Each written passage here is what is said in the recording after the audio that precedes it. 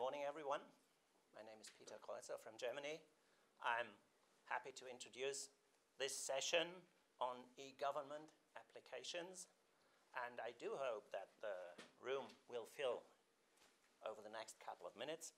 The time frame for the session means that each speaker, and we have 5 of them, has 15 minutes for the presentation, and that we will have about 2 or 3 minutes for questions and answers directly after the presentation, and I will do at the end. We'll try a short wrap-up at the end of the session, and please be so kind as to keep to your 15 minutes so that the last speaker also has 15 minutes for her presentation. And well, I should say we are going to share experiences from across Europe and from both the municipal perspective as from the view of the countries, from the Czech Republic or Belgium, for instance. And I do not want to waste any more time, so I would be most grateful if our first speaker, Mr. Poláček from the Czech Office for Surveying and Mapping and Cadastre, will take the floor. Please, the floor is yours. Thank you.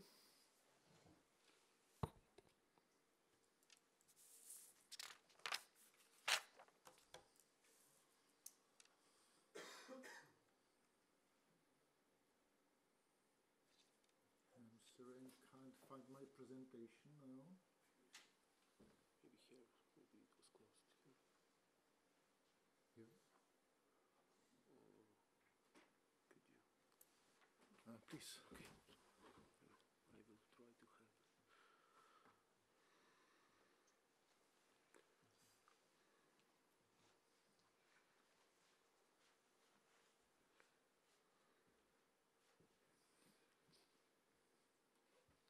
I tried it before, just okay. Yes, maybe it was.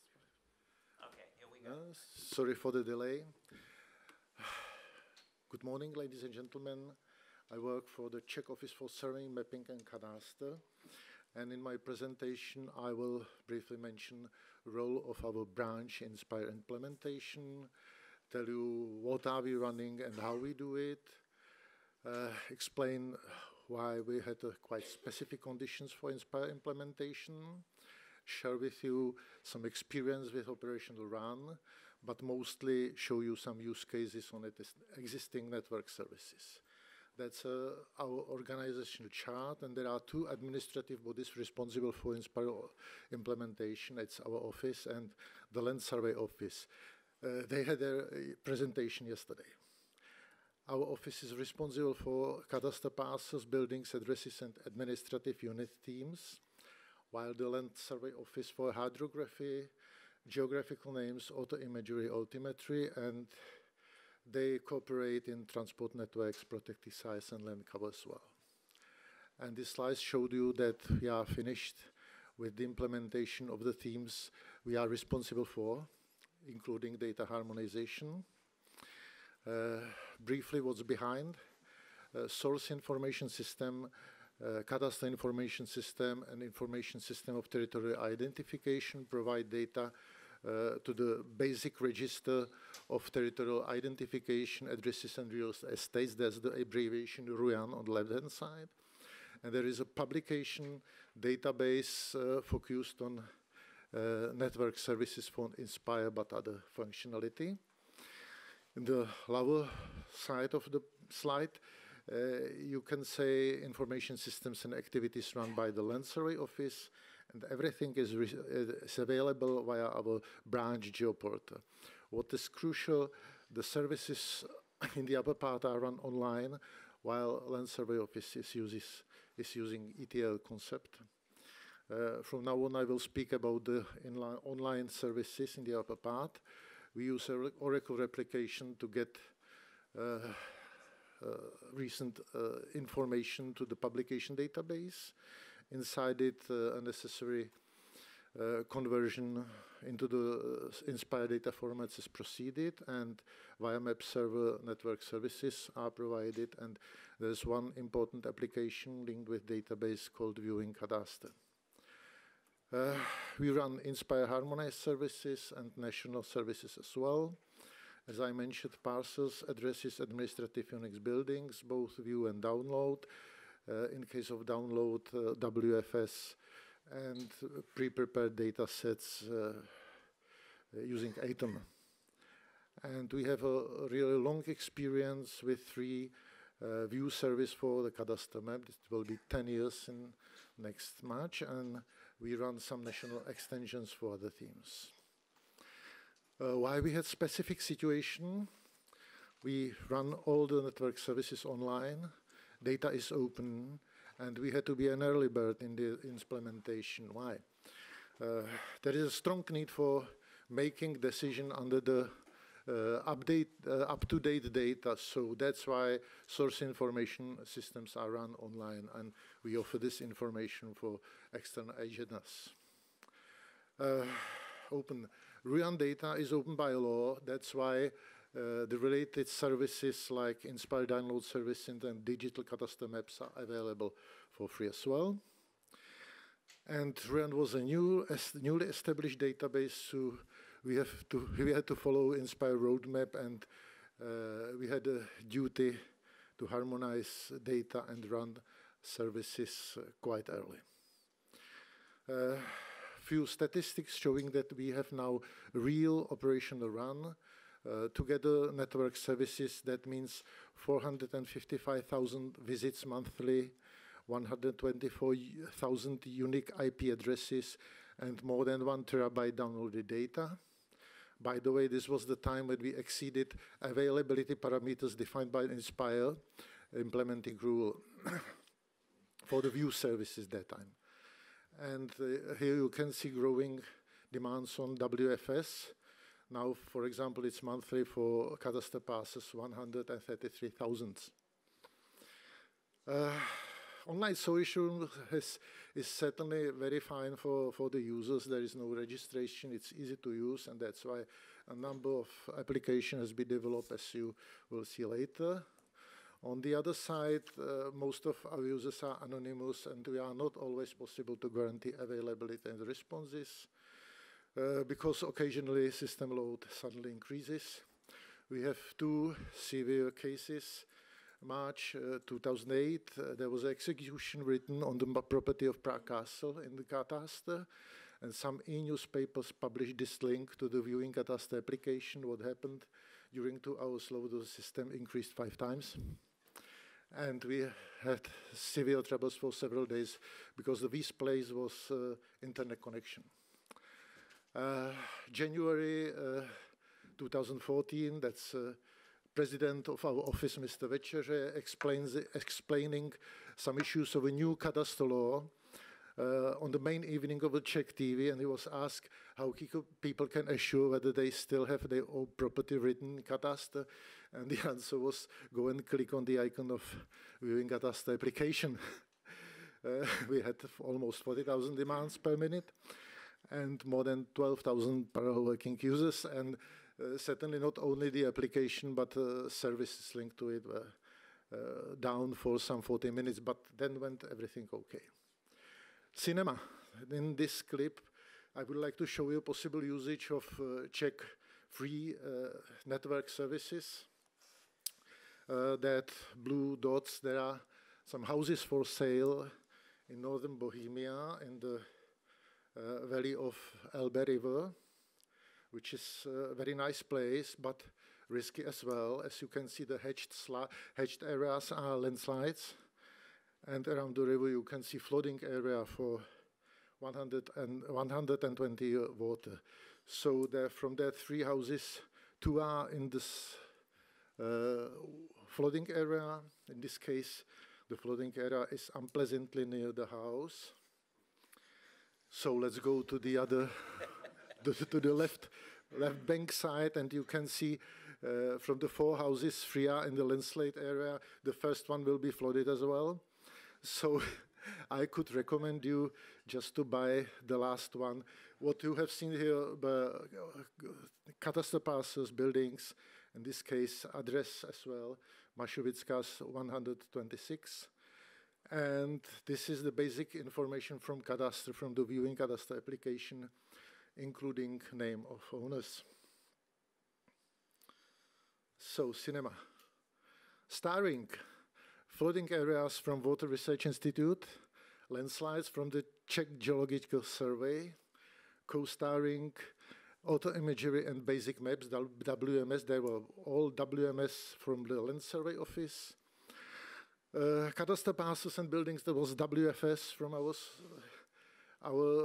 office, and addresses, WMS, and viewing cadastre application output.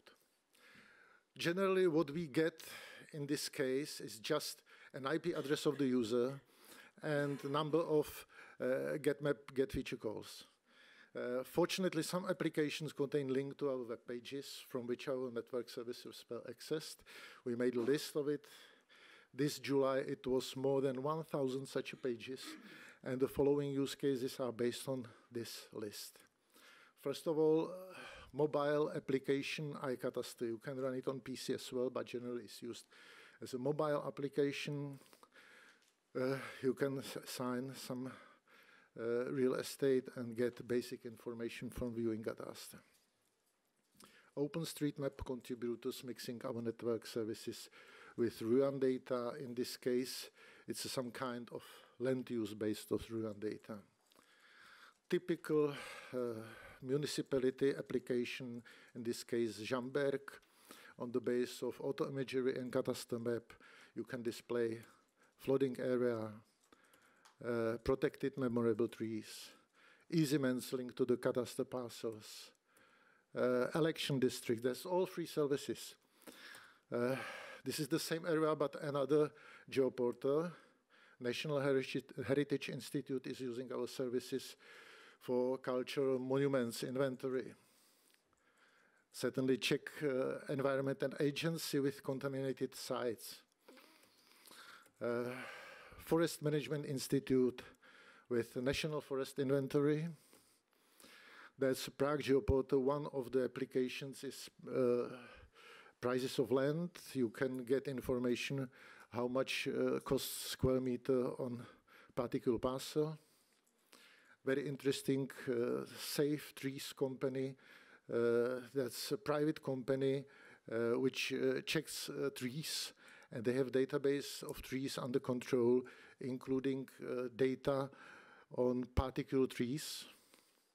And finally, some cross-border application. It's geoportal of Polish Stan Češin, mixing Czech and Polish network services.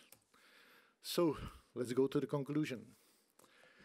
We have really long-term experience with the operational run, and I can tell you that once you run free, open services, you can never, ever, always guarantee availability and responses.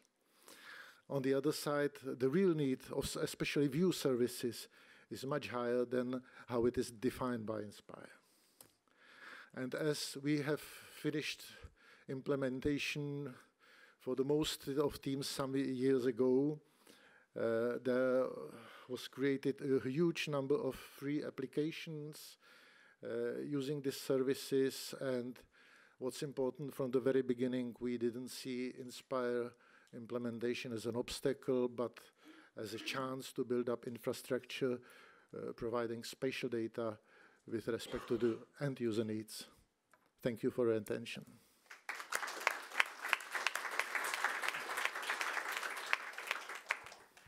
Well, thank you very much, Mr. Polacek, for this very inspiring opening of this session. And I would ask the audience, are there any questions to Mr. Polacek concerning his presentation? Already early in the morning. If not, then maybe I can do a very first start. You showed these peak performance problems that came up with special situations. Is the plan to extend the IT infrastructure to some percentage, or is this just a problem that happens from time to time? We have extended the infrastructure so that even in, let's say, little loads rise, we can make it, certainly. But if suddenly something is increased 5, 10 times. You can't have an infrastructure for it. So the way, if there will be a need to provide such a services with some kind of SLA, that means to have another infrastructure or part of infrastructure dedicated just for these services, for example, for public service. Okay. There's a question over there, please. In the conclusion, you have just mentioned about the free distribution of the services in your country. Do you have any legislative compulsory statements pertaining to the licensing problem of the data that you have shown? Well, we published some, let's say, license agreement or rules to use our data, as all the mentioned themes are open data. So it's very, very simple to say you can use it even for even download services. You can use for some reuse on all the fields. Well, the base of it is the legislation of eGovernment, where is said that this data in the basic register are open, or not in these words, but they are. You can mine it with no obstacles. Yes, and you know that the rest is usually some subset of these data. For example, that mentioned themes is a subset of RUAN data. So there was no need to define it in another law. We just put some information on our web pages. We put information in metadata, but on the other hand, who cares about metadata from the users? Some part. One more question is possible. Well, thank you for your presentation. I like the idea that you saw the Inspire implementation as an opportunity, but a lot of member states had already data in a certain format, which was not yet in the inspired format, and invested already a lot of money in their systems and are now publishing the inspired data as such. Do you have a recommendation that can help them to decide to change also from their original systems into the new inspired Well, you know, once you have invested, you are in another position than we, because we really use the chance to build up this infrastructure. Certainly, I can feel that some national needs are different from Inspire needs, and I must say, if everybody is speaking about simplification, so our users feel it in opposite way. They usually need some less flattened data. So I think the chance is Inspire extensions. I think now my colleagues is starting to speak about extensions of cadastre parsers to the content of the whole cadastre map. Another example is that we used 2D buildings extended schema because our user really needed that link between parsers, building addresses, which doesn't contain the basic scheme. So I think that Inspire extensions is the right way how to handle it in future. Okay, thank you very much indeed, Thank you. Mr. Polacek. So moving from the Czech experience to municipal experience to Hamburg would mean that my colleague, Dr. Nicole Schubert, is going to take the floor and report on the digital initiative Hamburg. The floor is yours. Thank you very much for the nice, sorry, I missed a word, introduction. So what's this now?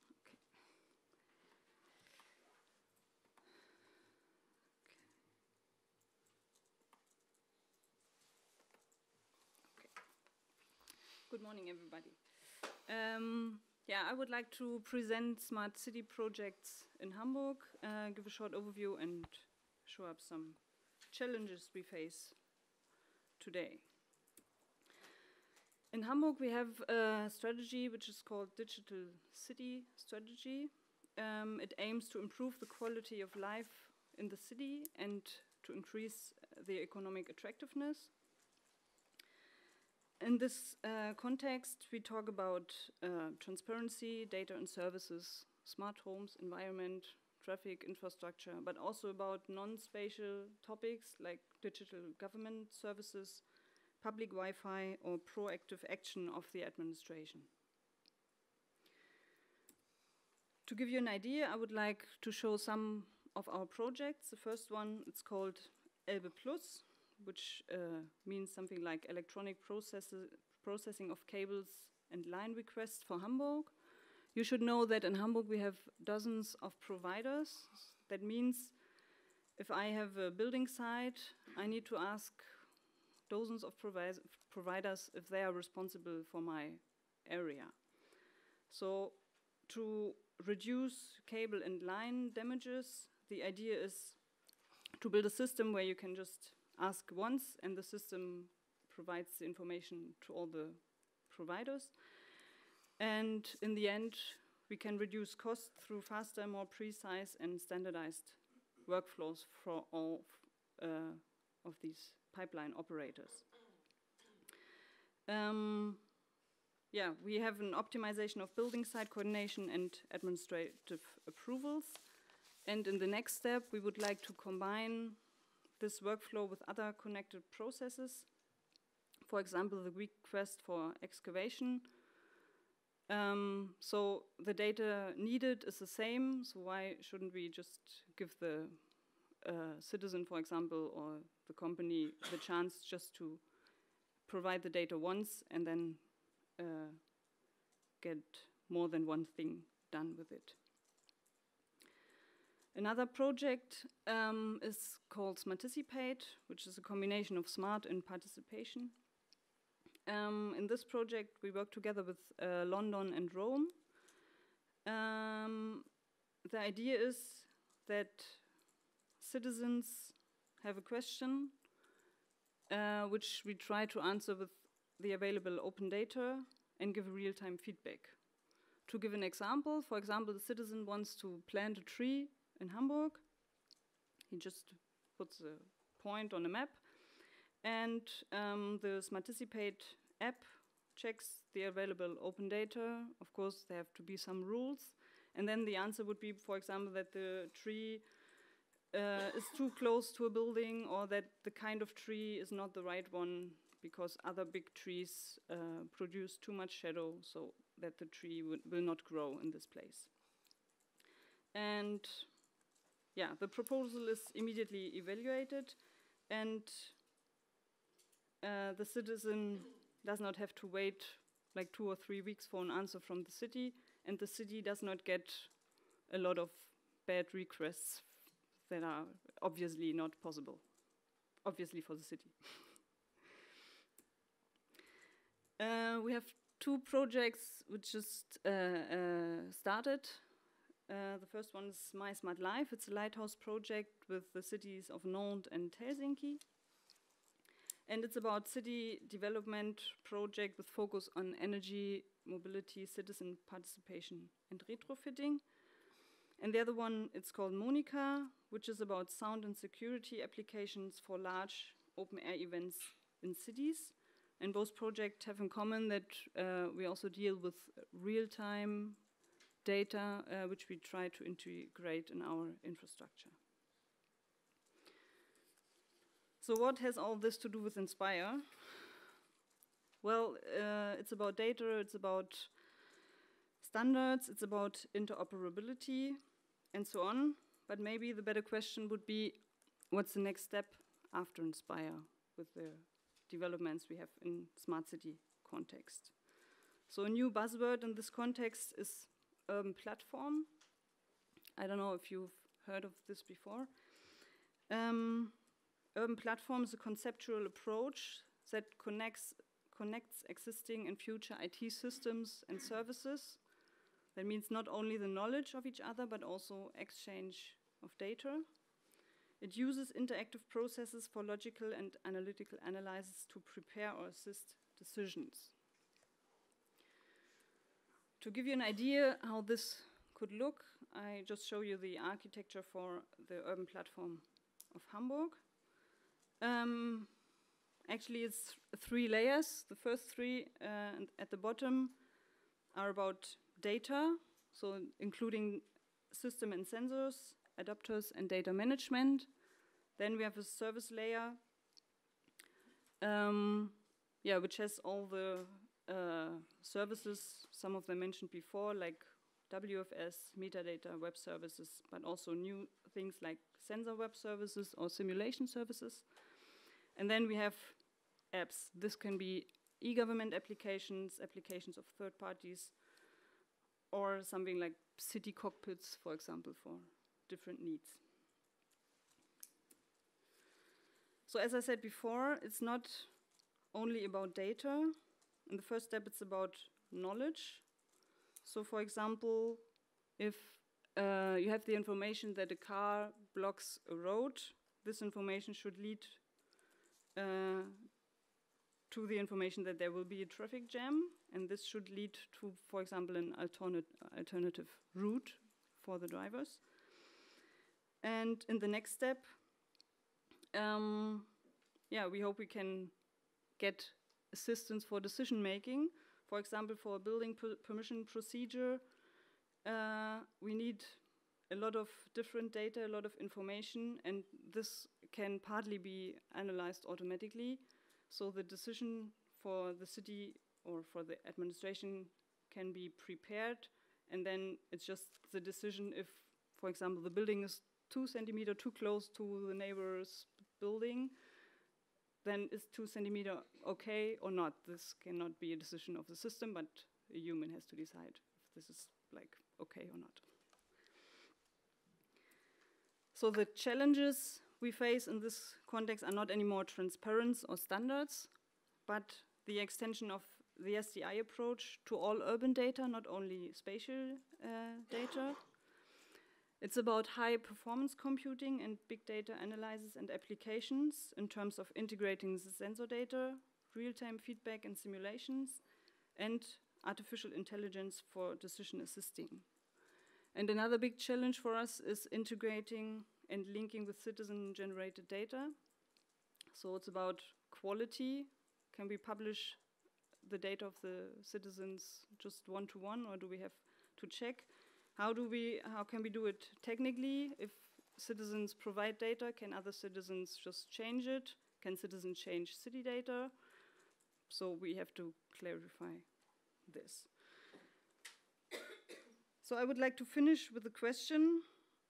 Do you think the smart city topic will have or should have an impact on Inspire? Since I'm not an Inspire expert, I cannot answer it, but yeah. Thank you very much.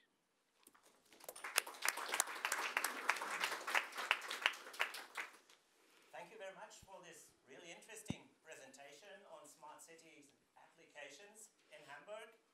And are there any immediate reactions or questions from the audience?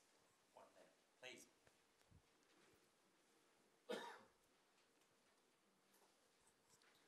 Thank you for the presentation.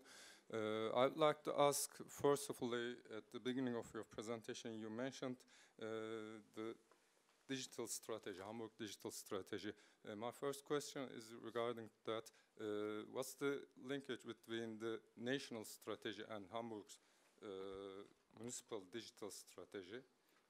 And my second question is that how is the adoption and engagement of the citizens to these, to all these applications? Thank you. Okay. The first question, actually, I cannot really answer, but in general, I would say that Hamburg always goes a step farther than the national system does. So I think that should be in line. And for the second question, citizens are involved, for example, in citizen participation. We have, for example, a digital participation tool, so we give the opportunity to citizens not only to come to an event and participate or just get information from any kind of print products, but they can also do it online, for example, if they have not the possibility to go to some event. And yeah, on the other hand, what I just said, we try to make things easier for citizens, like what I said, digital first. So you should have the possibility to do all administrative stuff without going to any people working for the city. And you should not give your data like several times. So once only principle we try to manage. I hope this answers your question. Any other questions from the floor? Maybe I have one question. You were talking about citizen-generated data. So is it some sort of crowdsourcing mechanism that you introduce in Hamburg? We are not introducing it yet, but we think about how could we do it. So we are willing to do it, but in the end it's a political decision if we want to do it. But we already think about how we could do it and what could be suitable for everybody. Yeah. Okay. Then I think you asked a question as well.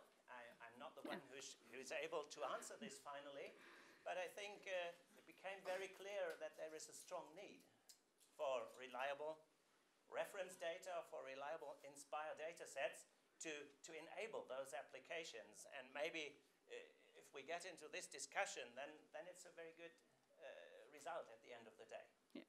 Maybe that's sort of an answer. That's also my opinion.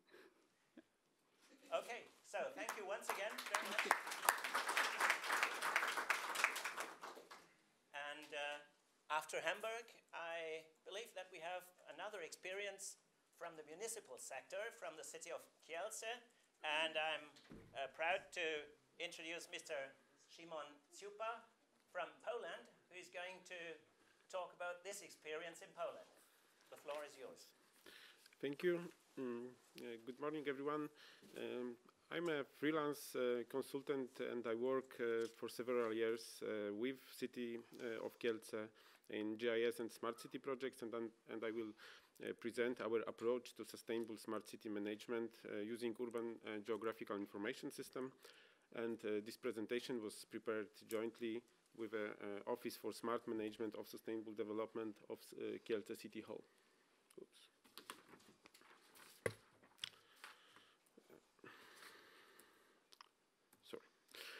First of all, how we understand the integrated city management, which leads to the sustainable development. It's a coordination of different local government tasks, such as administrative decisions, strategic decisions, programs, projects, investment, municipal policy services, and work of city departments and municipal companies and units in terms of time, space, and the subject of all these activities with the involving citizens and different stakeholders, of course, to achieve common goals such as economic prosperity, social cohesion, healthy environment, and support cultural heritage.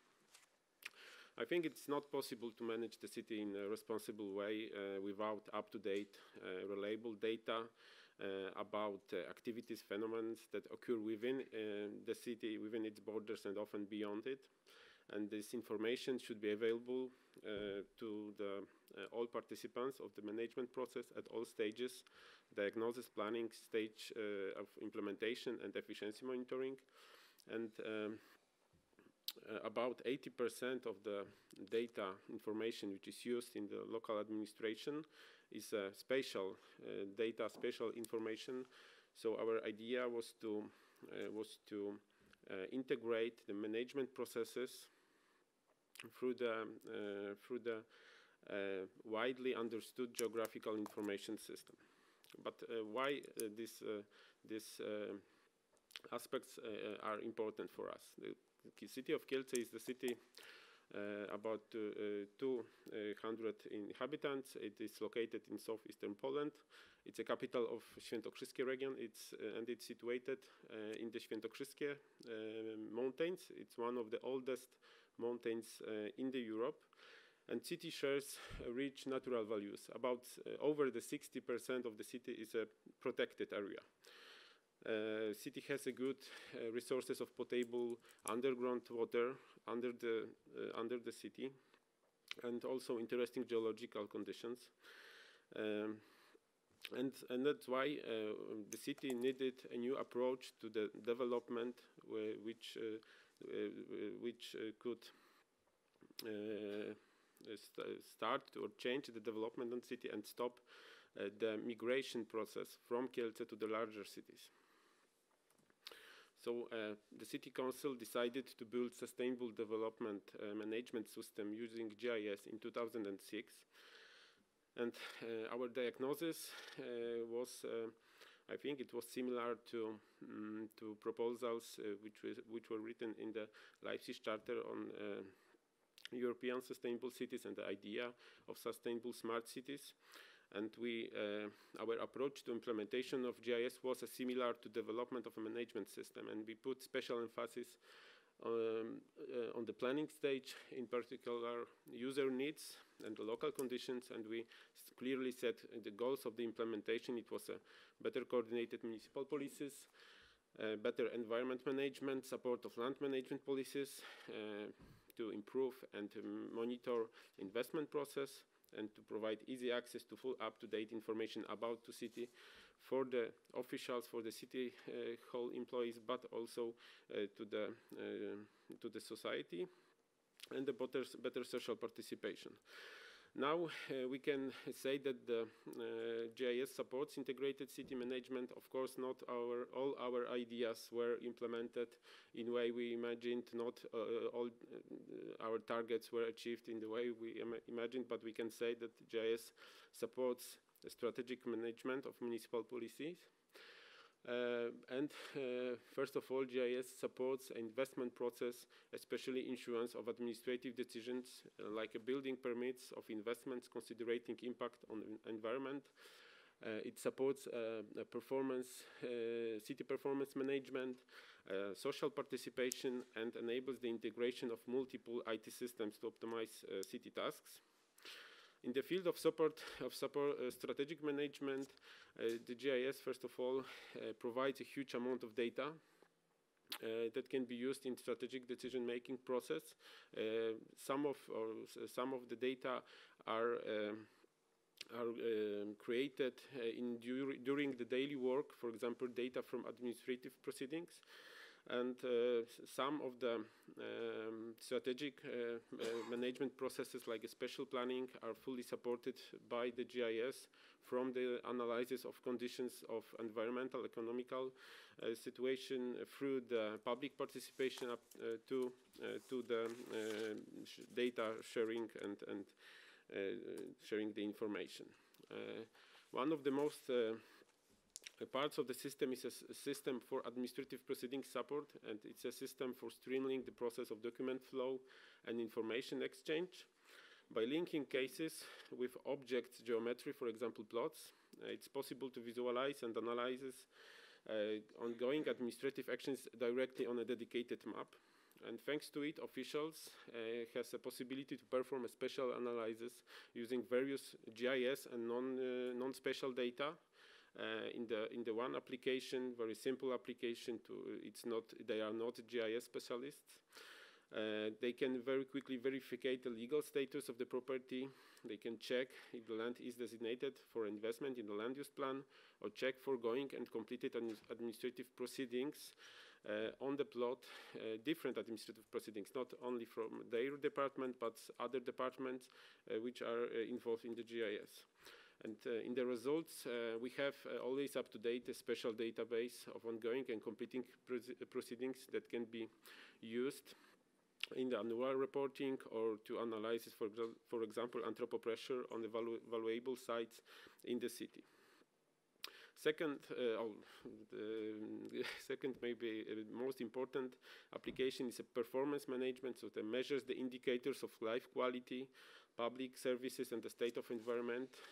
But this measure is georeferenced to the inner city analytical units. For example, we measure the park accessibility or unemployment rate, the trends, changes in this unemployment rates in the different part of the city. And city measures these indicators in some fields: environmental and space, economy, safety, infrastructure and transport, and citizen issues. GIS also plays a huge role in supporting social participation initially, but also now the main role is to share the data. So the city share the data through the geoportals, through the 3D geoportal, through the geoportal with oblique imaginary, but also through the special data services. Now the city implemented, based on GIS, a platform for cooperation and communication between local government and local community. It's called Idea Kielce, and it provides public consultation, for example, on city strategies, policies, plans, special planning, for example, but also city uses it to consult some ideas, some proposals of modernization of services, for example, modification of public transport routes, so people just can vote and executives take it into the consideration.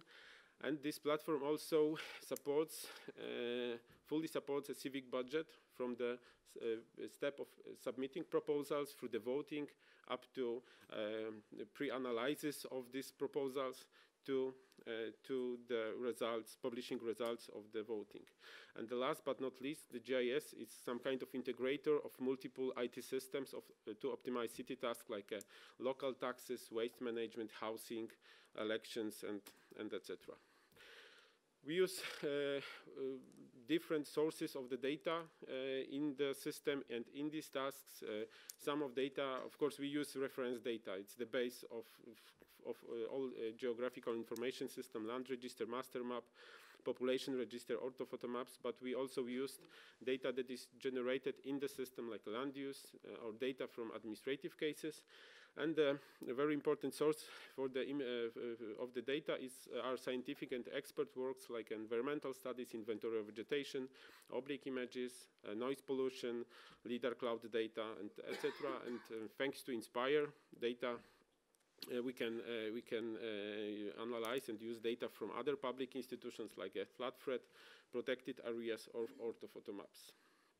After 10 years of the development of the GIS in Kielce, it is one of the core components of the city's IT infrastructure. In this system, system is used to hold 150 administrative procedures, and is used by 450 internal users. It's 72% of all employees, and in the database of the system we have over 100,000 administrative cases. The system, of course, was not implemented at one time. It was developed in stages and constantly developed in the new modules, applications, supporting procedures, supporting departments, and the new data. We believe that developing in stages was the one of the key factor of the success implementation, because we can't do revolution. We must work slowly with such implementations. But as a person from the outside of the Kielce City Hall, I can say that the success of the project was determined, in my opinion, in the major way by the engaged and constantly developing team of passionate people. Firstly, it was a team, just a work group,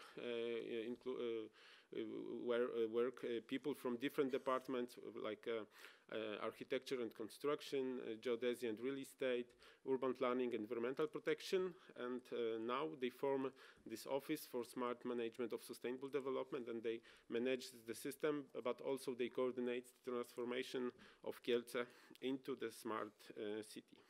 And maybe not last, but that's also important. The implementation of the system required organizational changes and changes of the procedures of these administrative cases, and their implementation in such large organization was not easy, and it's also important to constantly improve the qualifications and conduct trainings of both the management and the staff of departments, and the training should not only cover the IT, using IT tools or GIS tools, but also issues such as sustainable development, smart city idea, good practices in these fields, and etc.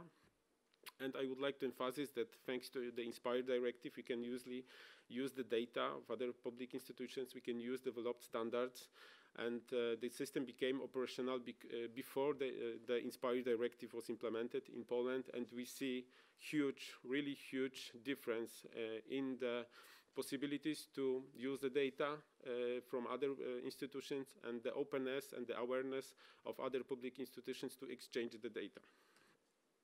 What's next? We are aware that some of our components needs modernization, needs upgrading, and we are preparing a project which will change the GIS into smart city platform. It will upgrade some of the public e-services, back office applications, but also we have many ideas to new e-services, new applications, and we hope that we will start the implementation in next year. We still are searching funds for it. The city of Kielce is preparing to implementation of ISO 37120. It's a standard for sustainable development of communities, and it defines indicators for city services and quality of life. Sometimes it's called indicators for smart city, and Kielce city is preparing to developing a smart city framework strategy, Kielce 2030 plus, and it's really based on the GIS usage. We think that we are creating a good practice in the uses of GIS in the sustainable smart city management on the local government level, but we are aware that we have a lot to do ahead of us, and we look forward to hearing your experiences, like inspiring Hamburg presentation, and we hope for learning a lot and continue to improve our GIS. Thank you very much. If you are interested, you can go to the Idea Kielce EU. It's the platform, the gate for the all public e-services connected with GIS and public participation, and see how it works in the practice. But I think it's only in Polish language so far. Thank you very much. So thank you very much, Mr. Chupa, for this very impressive presentation. And I will open the floor for questions and comments, maybe. You were the first one. I also join the idea of the chair. It's a very comprehensive presentation. Thank you very much indeed. My question is there any, in terms of the quality checks, is there any verification mechanisms already defined in your system? The system works under the executive procedures by President of City of Kielce, but we also make some maybe not annual, but and sometimes we made some analysis how it works, but it's based on our internal analysis. And the City of Kielce has ISO,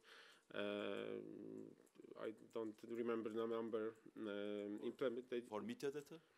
No, for metadata. I'm speaking about the management system, because this GIS is some kind of management system, and City of Kielce has a ISO 19 something. Okay. Yes, exactly. So it wasn't external analyzed and I don't know estimated by other third parties. So you verify the data? Okay. Yes, but data administrative proceedings are verified by public administration, which is created for it. So it's. Thank you. So there was a question over there.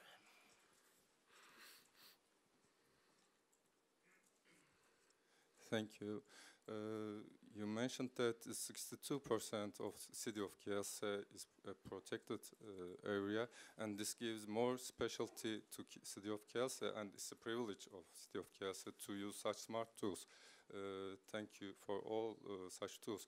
I would like to ask the situation of city of Kielce, in your point of view, in comparison with the other Polish cities, at least on stage of 200,000 population cities. Where is Kielce with all the smart city tools and applications? And my second question will be the same. You will prepare a strategy 2030 plus. Will it have linkage with a national strategy, or will you prepare it apparently? Thank you. Thank you.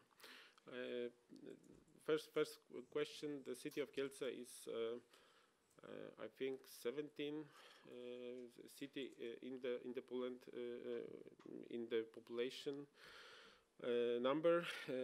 So and we have some problems with migration. It's not this sustainable. This development of the city. If we can.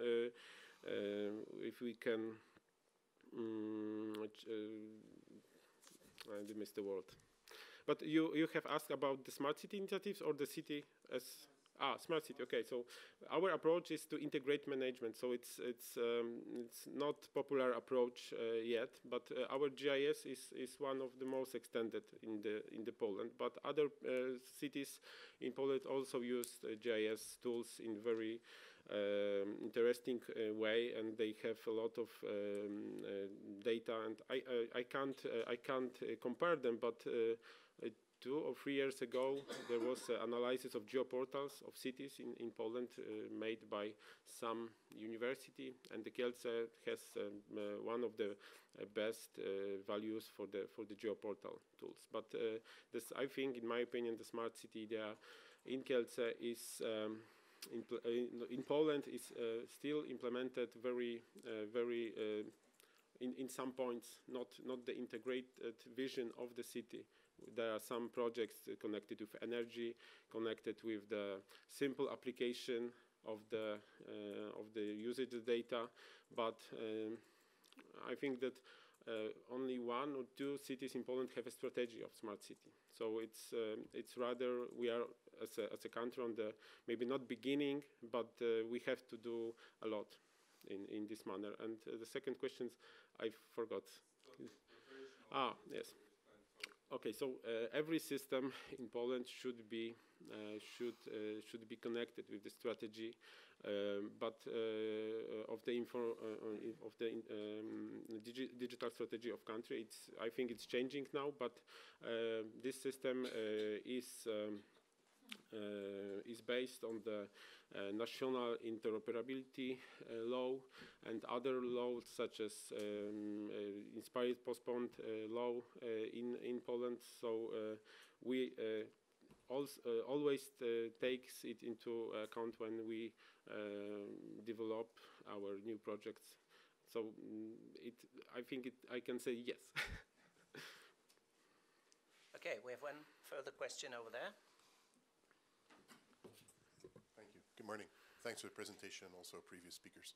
My name is Bart Nelethauer. I work for the OGC. I'm also a project coordinator, H2020, for the use of standards in smart cities. Quick question. Do you consider using a 3D model of the city in the future? Yes, we have a city model based on 3D model based on the oblique imaginary, because the city has in some stages of time makes an oblique imaginary, orthophoto map, and 3D model. So we have 1 or 2 city models, 2 models. I don't know. I think that we don't use CityGML in it, but it is used for example, in this case of building permission, but also it's our new department which we support. It's supervision department of the buildings. So they check on the LIDAR data and on this 3D model if everything was built such as was permitted. So we use it, but we don't use CityGML yet. Okay. I cannot see any further questions at the moment. So once again, Mr. Chupa, thank you very much indeed. Thank you. And then I will move from a municipal to a more federal approach, or a regional approach, so to speak. I would like to introduce our speaker from Belgium, Mr. Jean-Claude Jaslet, and he will talk about the experiences in a federal environment, which is, for me as a German, quite interesting, I should say. So the floor is yours. Thank you, Mr. Chairman. Hello, everybody. So I will speak about as soon as I find my slideshow. Where do I have to check? Madrid. It's already open, so yes, I recognize it. Okay. Here we go. So this is the title of my presentation, but most of all, my presentation is not very original. It's about building a spatial data infrastructure for Europe.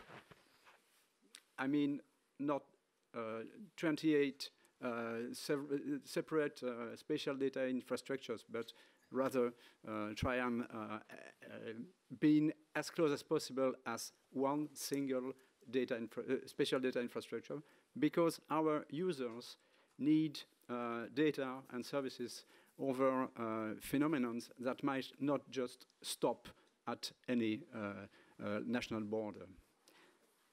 And furthermore, I'm speaking of 28 pieces in the puzzle, like 28 member states of the EU. But if you take into account the federal states within the EU, like Belgium, for example, the country where I'm from, you might have more pieces, because in the case of Belgium, the federal state and the 3 regions are all involved in the implementation of Inspire. So we have 3 or 4 pieces for Belgium, and it would be the same for Germany, like you said, and the other federal countries of Europe. But I would like to say it's the same situation whenever 2 neighboring countries want to share data across borders. So I don't know if this subject speaks to you, making your geodata match across border. Yeah, yes, it seems so. Let me just introduce the Inspire landscape for Belgium, and then we will take the closer look to the specific case of buildings, of the big buildings team. Where am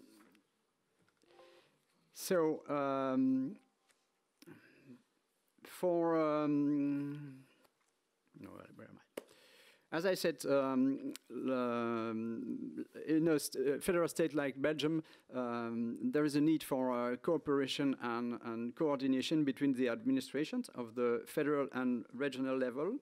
Most of the policies that Inspire address have been regionalized in Belgium, so transferred from the federal level to the regions. Which can lead, and most of these policies are transferred, but not all of them. For example, mapping in GIS has never been officially transferred, so that can lead to a quite confusing situation. The European Commission, of course, accepts to receive data or services that come from the regions, but data, like the data for networks, for example, have to be seamless within the member state. So these are reasons why cooperation is needed. And I would say furthermore that in Belgium, regions are fully free to set the rules for their policies. So they don't receive instructions from the federal state. And this is also a reason why the cooperation is needed. So, from the beginning of the implementation of Inspire in Belgium, the federal and regional governments signed a cooperation agreement by which they commit themselves to transpose and implement the directive in order to make the spatial data infrastructure. Therefore, they decided to share some means, but very limited means. So the work is mainly done on a goodwill basis, and we launched several working groups with the objective, among others, to ensure the topological connectivity of the Inspire data across region borders. 4 major working groups have been launched, one about metadata, another one on addresses, on administrative units, and on buildings. I will come back to this specific one later on. These working groups have been launched under the umbrella of a coordination committee that was also installed by the cooperation agreement. It is composed of 2 representatives of each regional and federal government, and plus the comitology, is it the word? Comitology representative, and the national contact point, and the president of a so-called Inspire Forum in Belgium, which is not yet set up. I'll develop more in details the working group in charge of the building theme. It's a topic strongly related with regional policies, such as urban planning, housing, energy efficiency, sustainable development, and so on. And building data are a strong major basis of the eGovernment infrastructure, and therefore smart cities are important. So of course the municipalities are also involved in there. And building data are also linked with addresses, and even unfortunately most of the non-specialists are using addresses as a proxy for the buildings, and that can be problematic. For the buildings, a lot of data sets exist in Belgium, but maybe it's there that the problems begin, because as you can see in the last column, not all of them are unlocked. Several ones are only disseminated under proprietary licenses. Not all these data sets are compatible in regard of the models, and some overlap on the areas they cover. We will. You probably think that the inspired data specs are a straight and easy solution to solve the problems we see in that table, but we will see that it's not. My message is that the solution is not 100% technical, and we will see why. And for that, let's have a look at a little example in the Walloon region. at the federal level, we have two administrations that provide data over buildings. On the left, you have a National Geographical Institute that has the shape of the buildings, but rather of built-up blocks, building blocks, not individual buildings. Like you can see, if I have a mouse, I don't know if I have a mouse. Is this a pointer? There should be one, yes. Sorry? There should be one. There is a button at least. There is a button at least, but perhaps it has to be switched on. It's this. Well, doesn't matter. Ah, there is a mouse. Can you see it? So here you see building blocks. And on the right side, you have data from the cadastre. And there, the buildings are individualized, but you can see some positioning errors, like we see on the next slide, because the cadastre don't verify anymore the data in the fields. So, aware of that problem, the cadastre decided recently to give up maintaining the data sets of the buildings. And both cadastre and the National Geographic Institute seek support from regions to receive updated data, which works well in the Brussels and Flanders regions. But we will see that we are here in the Walloon regions. This example is in Walloon region. So this is just a closer look at the building that was rotated for an unknown reason. Oh, sorry. How can I step back?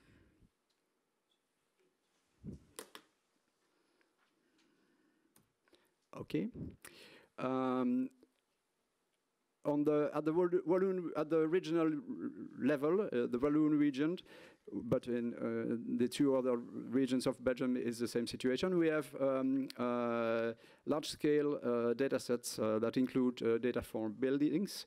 Here in Wallonia, it's called the PYCC, and it's good quality spatial data with individual buildings.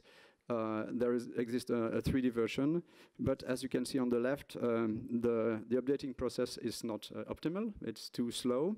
So we collaborated with National Geographic Institute and Cadastre to receive, where possible, data, more up-to-date data from them, and we included it. It's the result on the right side.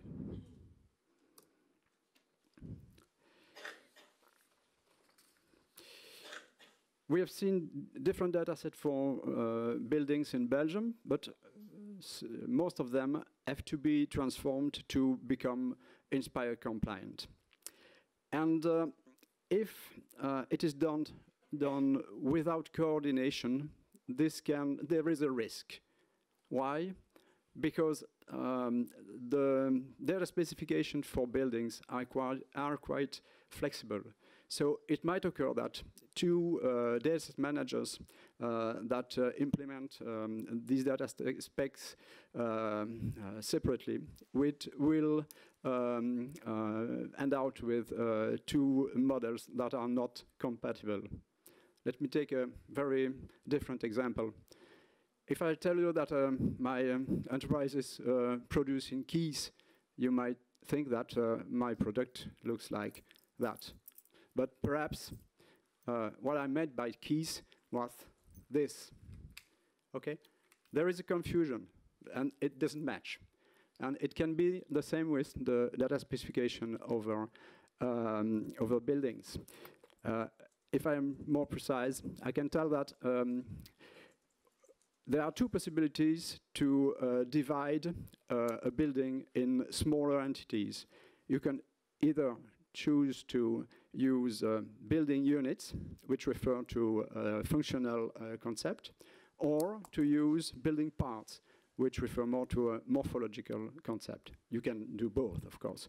But if you choose building units and your neighbor on building parts, it doesn't match. You cannot match it like my keys here and my keys there. So, of course, you may hope that your neighbor will change his mind and recreate his data from scratch, but you can also coordinate your efforts from the beginning when it's time and make the good choice in common and compromises. That's what we have done in Belgium.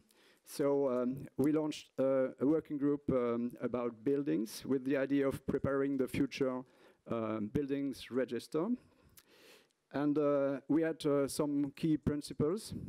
Keep it simple, starting from existing data, of course. Stick to the Inspire conceptual data model, without making unnecessary extensions. And we also had in mind the need for a global coverage with homogeneous data quality, which is not incompatible with more detailed city models. And that's the reason why we included the municipalities in the work through their regional authority. What is the current state of play of this working group? After having agreed on the scope, we narrowed our focus by fixing priorities. Our building register should give access to data of the building shapes according to Inspire, but limited to the buildings that are covered and enclosed, that are at least partly above ground, and that have at least 15 square meter or that are linked to an address. So these are the priorities. And so we conceptually drafted a model of buildings and their connections to parcels and to addresses. We choose to place the relation between addresses and buildings at the level of building units.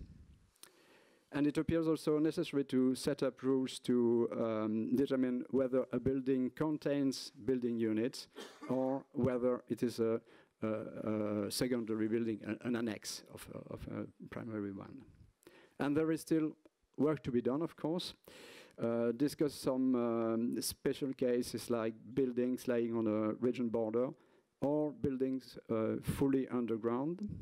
Decide if building parts are useful and how to deal with them. Establish the responsibility of the stakeholders or adopt an open data policy and prepare the web services. To conclude, I would say that it's not sure that we would have launched such a working group without the Inspire directive. Inspire pushes us in the direction of harmonization and cooperation. And my message is that harmonization is not always a question of technical rules, data specifications, and tools. Coordination is the key. That's my message. And it may be a long path. So I hope my witness is useful for others that will be faced by same problems. And I recommend that they nominate a pilot provided with sufficient means to animate the work and to make proposals to the working group. Maybe a last comment. There have been several participants to this conference that pointed out that the region's problems are not enough taken into account. So I suggest that there would be something like a regions forum in the Inspire framework. Thank you for your attention. I'm open to questions. Thank you very much indeed for this perspective from Belgium or the Wallonie. Yes, and however, I think there should be some questions from the audience. We still have time for 1 or 2 questions. You told you what you have inspired cooperation what detail level of this agreement? This is conceptual document or technical? No, no, it's mainly organizational. Yes, yes. There are some technical points of the directive that are written in the agreement. Of course, the themes they are listed in the annex. But for example, one of the articles of the agreement say that we have to choose a reference data set whenever there are competitive data sets of the same themes. That's one point, technical, but all the rest is organizational. Okay, then thank you again. Thank you very much.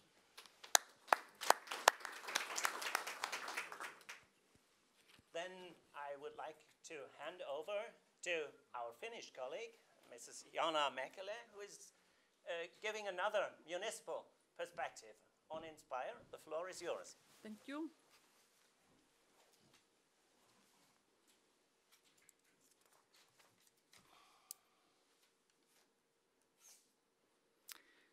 Okay, good morning to everyone. My purpose is now to show a concrete example about the benefits of the spatial infrastructure, and I have a case study of the city of Hyvinkää. It's a small town in the southern Finland, about 50,000 inhabitants. And they have started to use a digital building permission, so I tell about how it goes, and then I have concrete benefits to show what they have achieved.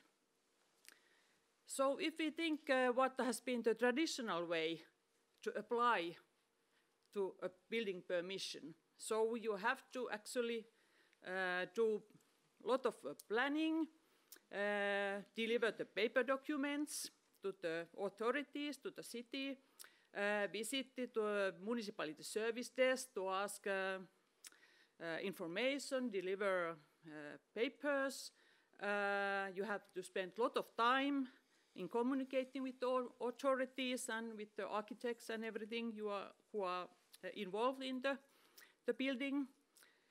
And because in Finland every year about 1.5 million customer contacts the municipalities get and handle over 100,000 permits. So you can imagine how much time has been spent on this and from those applicants and the authorities.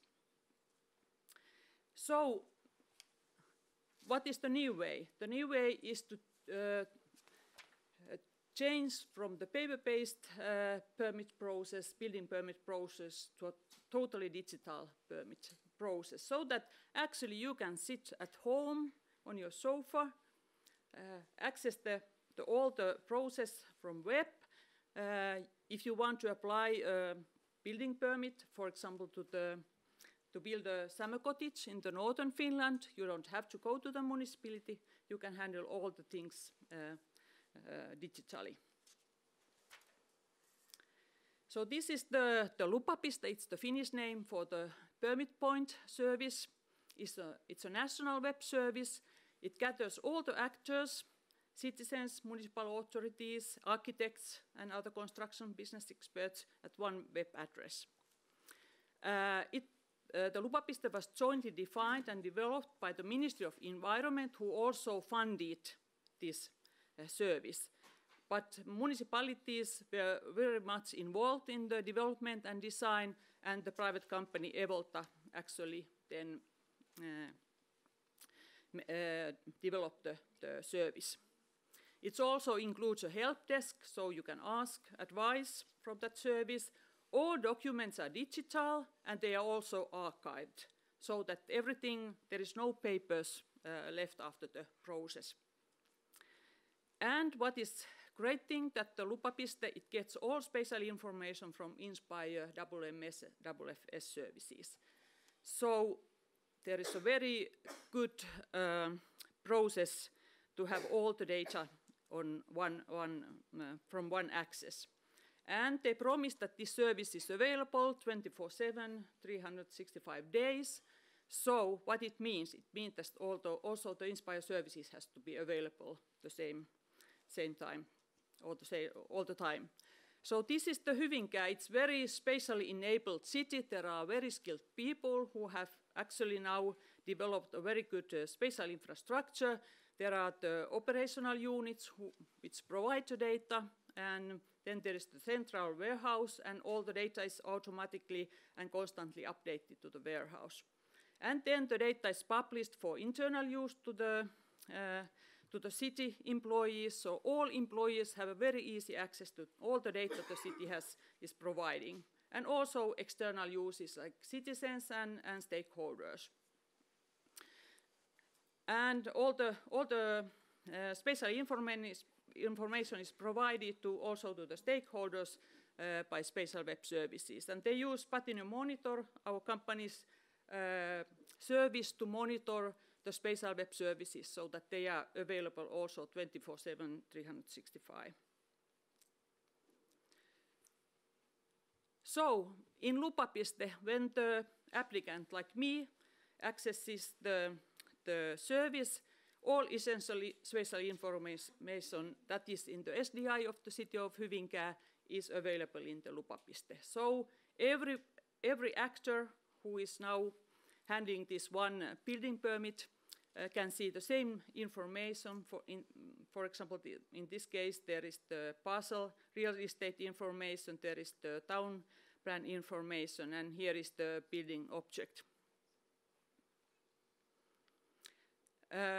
All actors discuss about the same building object. This has been a problem when someone don't have any documents. They just tell that it's there somewhere behind the White House or something. So when they access the help desk, now every actor has the same object, and they can discuss. So it's very easy and also saves time.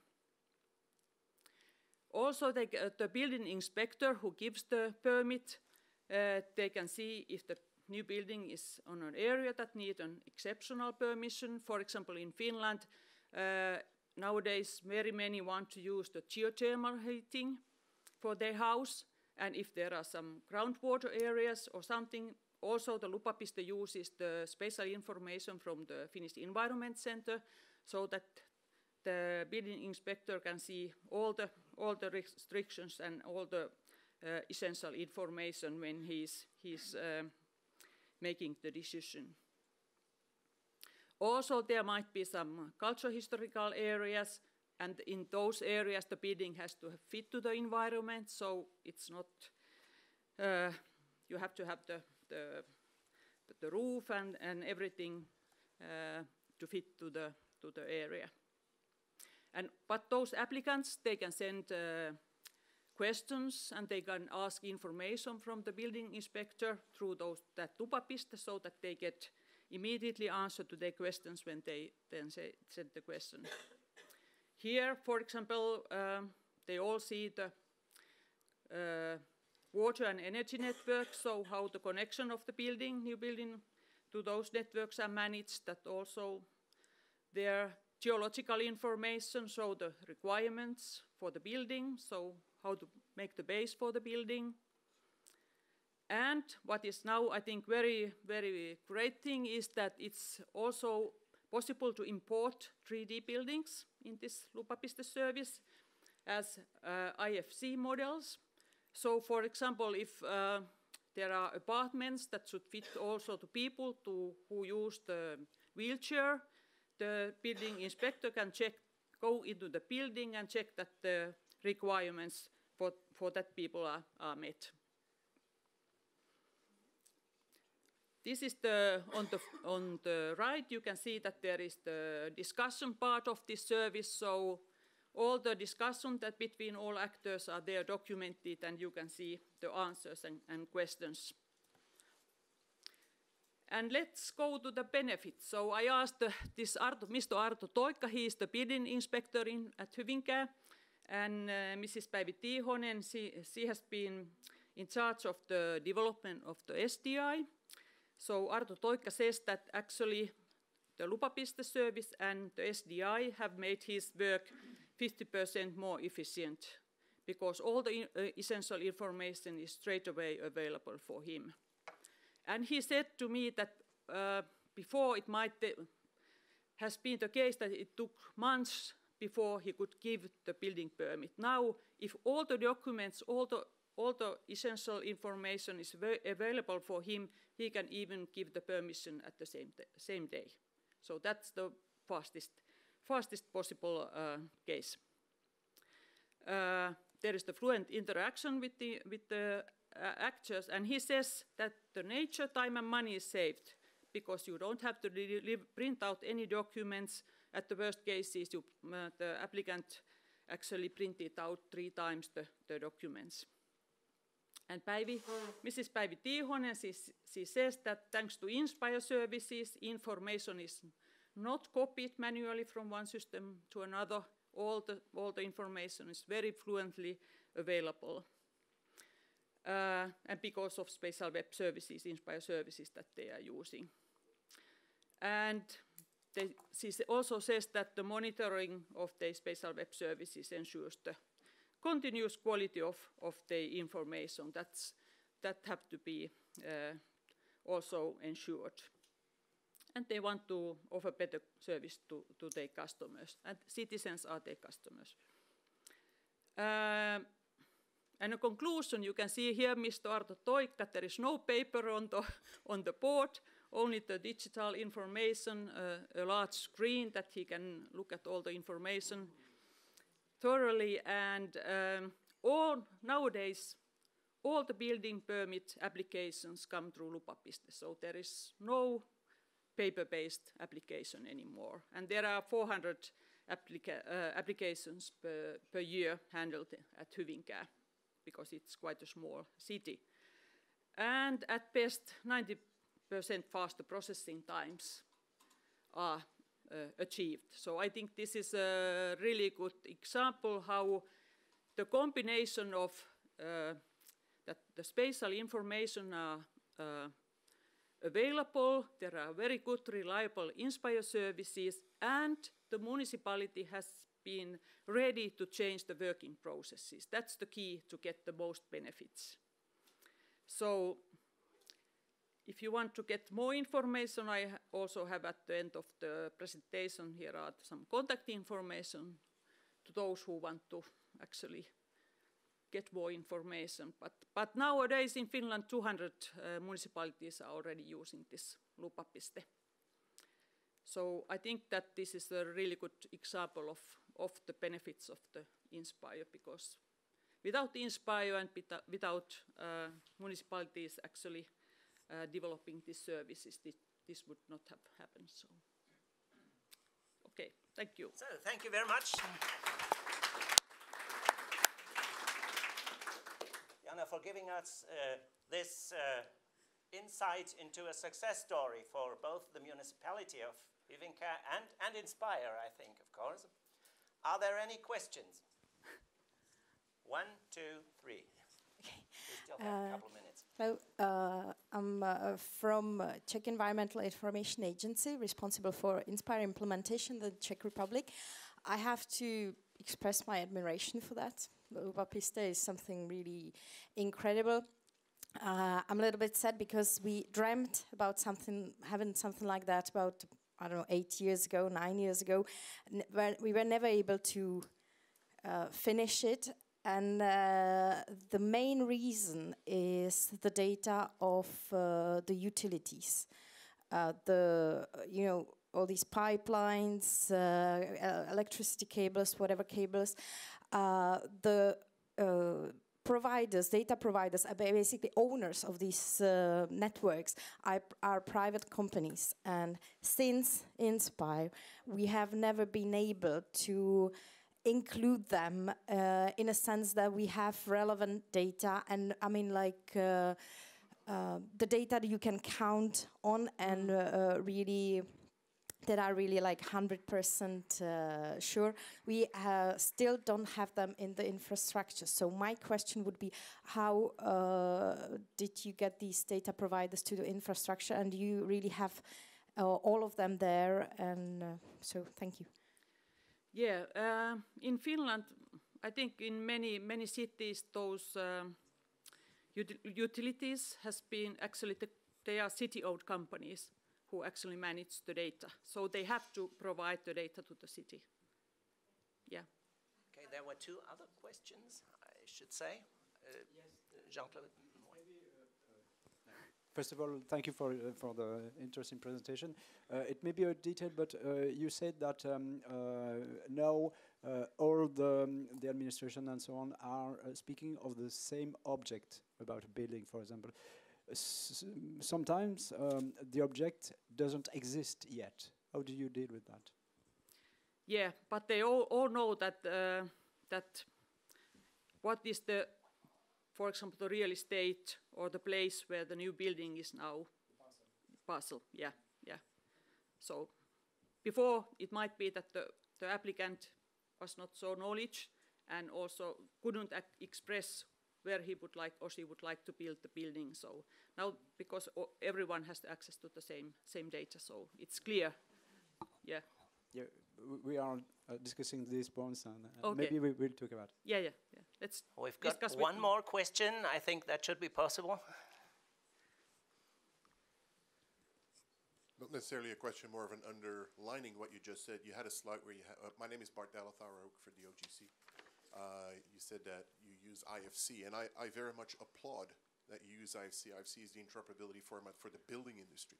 I'd just like to point out that the OGC and BSI, so BSI is the organization that manages IFC, OGC is the organization that manages CityGML, that we work very closely together to seek that interoperability between IFC and CityGML, so that when the construction industry makes their as-built plans as IFC, that we can transform them in order to maintain the city model in CityGML. So just as to point out to everyone that maybe in the future we're going to see more IFC and CityGML interoperability. Yeah, and the IFC models actually are used also.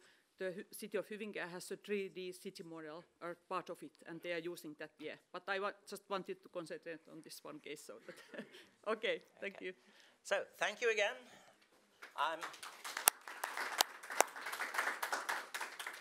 I should try a very short wrap-up in a couple of seconds. We've heard about IT infrastructure, about national services, about the need for communication and coordination at all levels of planning and IT. We have learned that free and open services might turn out as a challenge sometimes, but are necessary. We have heard about the necessity of big data analyses in the future, and even the integration of citizen-generated information to official data sets. We've heard about smart city strategies and Inspire, and we have learned that the needs of the regions in federal states definitely need to be taken into account in the Inspire environment. And we have heard success stories from various points about municipal services and the use of Inspire. So I would first of all like to thank all the speakers for their highly interesting presentations and of course for keeping their time in the presentations. Thank you once again. I would have of course like to thank the audience for lively discussion, and I would finally like to thank Ms. Marie Heitz, who ran our conference room and all the presentations and made finally life easy for me as a chair. Thank you so much. Okay, I think then I think we deserve a coffee now. Thank you so much.